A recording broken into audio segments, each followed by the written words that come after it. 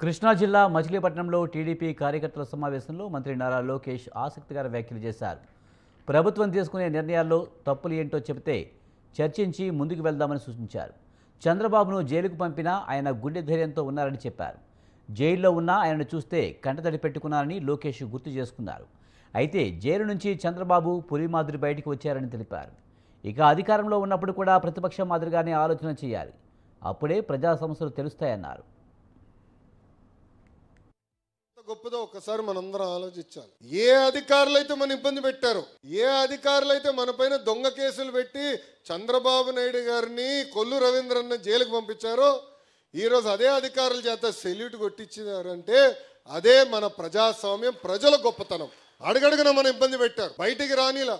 బాబు గారు ఆనాడు ఆత్మకూరులో మన కార్యకర్తలు ఇబ్బంది పెడుతున్నారు, బయలుదేరుతామంటే రవణ కూడా మాతో ఉన్నారు. ఏకంగా గేట్లకి తాళ్లు కట్టేశారు. స్వామి, పులిని నీళ్ళని లోపల పెడతారు. అలా అనుకున్నారు చంద్రబాబు నాయుడు గారిని జైలుకి పంపిస్తే ఈయన ఏదో ఫీల్ అవుతాడని. ఆయన అక్కడ ఏం ఫీల్ అవ్వాల. నేను చూసా, మొండి ధైర్యం మామూలుది కాదు రాబాయ్. అదేం ధైర్యమో నాకు తెలియదు.